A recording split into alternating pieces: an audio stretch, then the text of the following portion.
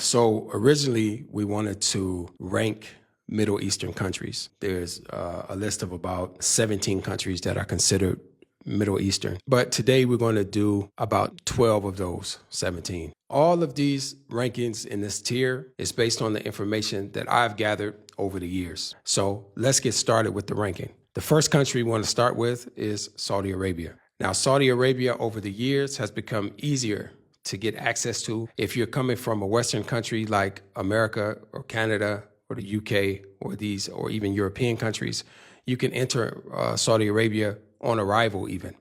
Saudi Arabia is opening up and it's offering different types of visas for different purposes.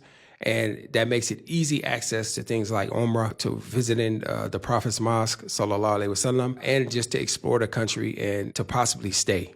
So with Saudi Arabia on the tier list, I'm personally going to give it a superb ranking. Generally speaking, this is how I see it. This is my opinion because of the religious aspects. And then you also have business aspects. When you go to Riyadh, Jeddah, when you go to these places, there are opportunities for business and even employment when you're talking about the education sector, possibly the IT sector. So Saudi Arabia, it gets the S tier. The next country I want to rank is Bahrain. I've been to Bahrain, but I haven't explored like I would want to in order to give like a personal opinion. But based on what I do know, Bahrain is very modern. There are opportunities to stay there. There's a great deal of organization and safety. Some will argue that there are some things going on in Bahrain, but overall, I get good reviews of Bahrain. It's a bit expensive, but the quality of life is high. So on this list, I'm going to give it a B rating. So the next country is Qatar. I've been there several times. I talked to people actually there on the ground. My impression of Qatar is a very organized country. It's clean, it's modern, it has a great deal of safety. I haven't dealt with Qataris that much, but it's one of those countries where the majority of people are foreigner. You can't form a business there and have 100% ownership in the business. Overall, Qatar is one of those countries. So let's see where Qatar fits in this ranking. I'm going to put Qatar, I'm going to put it up there with Saudi Arabia.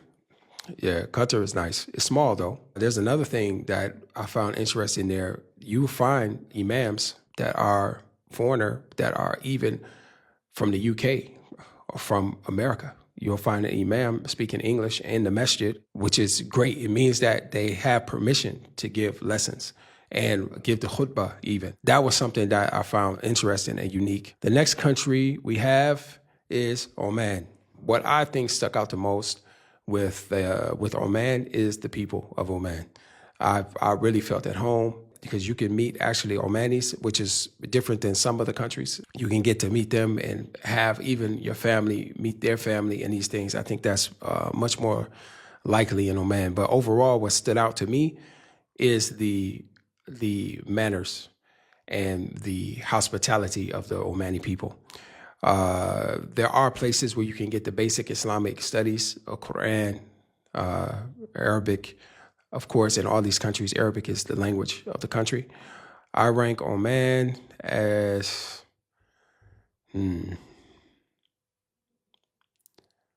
going to put Oman in the A tier. And the only reason I don't put Oman in the S tier is because of the issue that people have with the different, relating to different sects and this type of stuff. But generally speaking, you can totally avoid all of that. But Oman, in my opinion, ranks pretty high. The next country on our list is Kuwait. Although, we have some difference of opinion about Kuwait. Kuwait has the highest currency in the Middle East. It's one of the highest currencies in the world. They pay attention to quality. When you want to buy something, you're going to get the top quality. And this is actually what we experienced. They do have Islamic education that you can study Arabic for free. That's one of the things I noticed. Another thing I noticed that they have there is something called the Diwaniyah. The men, they meet and they discuss issues, and you have different levels of Diwaniyah. So this one might be some political people there. This one might be businessmen. This one might be, just a friends or what have you. So that's one thing I saw there that I really admired. Now, the downside would be living there long term. Of course, you can get a job. It's very difficult to start a business. So it's kind of like one way to stay, and that will probably be work. And then after you're done working, then it's probably time for you to go. I will put Kuwait in the C tier. And don't get me wrong, because it's in the C tier that it's bad. It's not bad. If you're a single person, maybe it may rank higher. But for me, I think that the C is fair for Kuwait. The next one on our list is the United Arab Emirates. I've been there quite a few times. The United Arab Emirates is a small country. It's not that big, but there's a lot of things going on there. If you're looking for religion, you can find it there. You're looking for Masjid and lessons and things like that, they have it there. But a lot of people will tell you that, look, you're not coming there just to sit in the circles. You got to get out there and you got to make your way and figure things out, because it can be overwhelming. It's like sink or swim. They're over there. I don't know about, like, people talk a lot about bad things, prostitution and drugs and all this type of stuff. I didn't see those things. We went to different places. I mean, it's big, large expat community. It's like the Emiratis make up 10% of the population. So I'm sure you can find it somewhere. I'm sure you can find it. But is it something that they condone or something that they push? No. There's a lot of opportunity, especially for entrepreneurs. If you're in the education sector, there's a lot of opportunity for people to be hired as teachers. There are beautiful, scenic landscapes. There are many things for your family to do. It's family friendly. It's a lot of good things to say about the UAE. I would put UAE, I would say UAE, I put it on the A tier. And the reason I would do that is because of the many visa options available. You have to have your stuff together, of course. It's not for a person that doesn't have their thing together, that's for sure. So UAE, I'll put it in the A tier, and I'll be comfortable with that. So now we got some countries here that are bonus countries. So I'm going to try to go through the bonus countries pretty quickly. Some of them I've been to, some of them I have not been to. So my opinion about these countries is just based on what people tell me. So let's talk about the first one, Iraq. I hear that it's safe, and I hear that people are starting to go to Iraq. So, but I would argue that it's not really ready for someone that's trying to make Hijrah. In my opinion, would I move my family to Iraq? Not now. Probably no. May Allah rectify the situation in Iraq. So I'm going to give that an E. It's not totally a F, because there are regions like the Kurdish region that I know brothers personally that went there and said it's beautiful and it was safe. They were there in the height of the problems going on in Iraq, and they said that they worked there and it was fine. There's jobs available there. People could go work there. So it's not a total F, but it's definitely, I would put it as an E. It's not up there yet for people just to go there like that. But if a person's adventurous, hey, why not? The next country on the list is Lebanon. Now, Lebanon is going through some economic problems. I've met people from Lebanon that are not in Lebanon. They moved out. People lost a lot of money because of the currency problem. I have to give it a F. And I know they're probably saying, man, you're a F. I know. But I have to say that, man. When you're talking about Hijrah, what are we talking about here? If you're talking about humanitarian work or something like that, then of course it's a different thing. But if you're talking about just going to live like that, hey, to each his own. But on my ranking tier, I have to give it an F. The next country is Syria. Now, I know some people there, and I actually visited Damascus years ago, and Syria I saw as, a nice country, a beautiful country. Not only that, the cost of living wasn't that expensive, but then, of course, the war happened. All of that happened. Now, people are saying that because of the regime change, people feel a sense of freedom. Recently, someone I knew went there, and they tried to live, but they're saying that it's not ready. I would put Syria, It's not like Iraq. Iraq has some different issues.